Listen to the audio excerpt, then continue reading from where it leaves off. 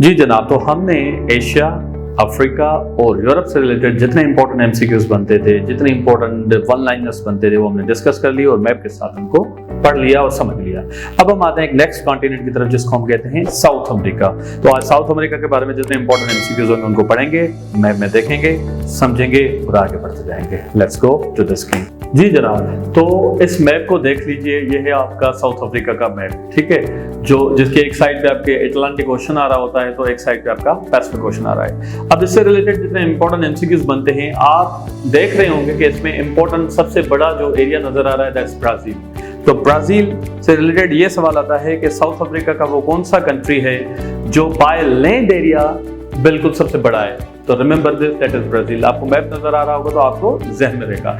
लेकिन दूसरा सवाल ये भी बन सकता है कि वो कौन सा कंट्री है जो बाय पॉपुलेशन साउथ अफ्रीका का सबसे बड़ा है। तो रिमेंबर दिस, वो भी सेम है। Brazil is the largest country of South America bye population और बाय लैंड एरिया। और इससे रिलेटेड दूसरा सवाल बनता है कि smallest country by land area कौन सी है। तो remember this, you can C a country here, this one, Suriname. The Suriname country is the smallest country of South America by land area as well as by population. Remember this. तो ये आपके चार सवाल यहाँ से बनते हैं जिसका मैंने आपको बता दिया, ब्राजील और सुरिनाम का। और उसके बाद एक दो इंपॉर्टेंट एमसीक्यूज है जो मैं आपको बताता चलूँ कि ये वाहिद कॉन्टिनेंट साउथ अमेरिका है जहाँ पे वर्ल्ड्स हाईएस्ट वाटरफॉल मिलते हैं जिसको हम कहते हैं एंजल फॉल्स, और ये वेनेजुएला कंट्री है वहाँ पे आपको मिलते हैं। तो उसके बाद ये रहा वेनेजुएला, यहाँ पे आपके जो है एंजल फॉल्स मिलते हैं जो वर्ल्ड्स हाईएस्ट वाटरफॉल है। उसके बाद यहाँ से एक इंपॉर्टेंट सवाल और बनता है कि world's largest river by volume जो है वो कहाँ पे होती है, दैट इज अमेज़न रिवर, वो भी इसी कॉन्टिनेंट में आपने याद रखनी है।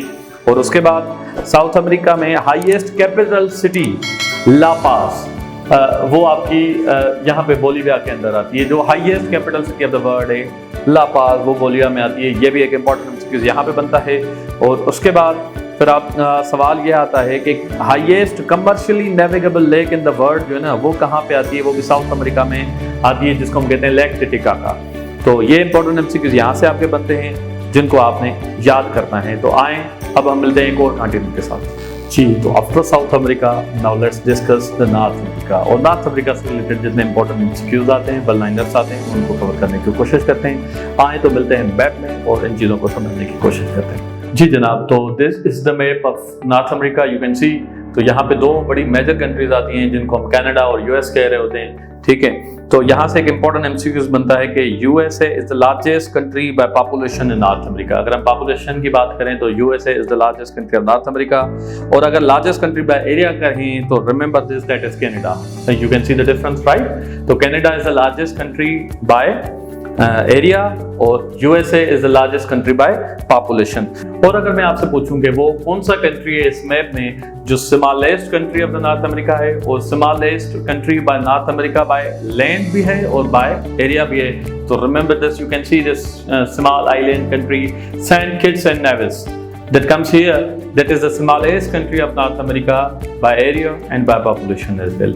एक और सवाल यहाँ से एक इम्पोर्टेंट बनता है कि ये यूएसए से नीचे ये जो लाइन जा रही है यहाँ से यहाँ तक, पनामा तक, इसको हम सेंट्रल अमेरिका कहते हैं और ये कनेक्ट करता है साउथ अमेरिका के साथ। तो सवाल ये बनता है कि क्या सेंट्रल अमेरिका एक अलग से कॉन्टिनेंट है या it is a part of South America या it is a part of North America. तो मैं इनका जवाब बताता चलूं, this Central America is a part of North America geographically. तो you must remember this as well. बाकी इस कॉन्टिनेंट में कुछ और भी सवाल आते हैं क्योंकि यहाँ पे ग्रीनलैंड का जिक्र आता है, ठीक है, यहाँ पे पनामा कैनाल का जिक्र आ रहा होता है। तो ये सारी चीजें हम बाद में जिक्र कर लेंगे, जब हम आइलैंड्स की जिक्र करेंगे, जब हम कैनाल्स की जिक्र करेंगे तो इंशाल्लाह इनको कवर कर लेंगे। तो नॉर्थ अमेरिका से रिलेटेड एक सवाल है जो मैं आप लोगों के लिए छोड़ता हूँ कि आप कमेंट में जरूर उसका जवाब देंगे कि lowest point of North America and the highest point of North America कौन सी है। तो I will be waiting for your response and comments, otherwise I will tell you in my coming videos. Thank you.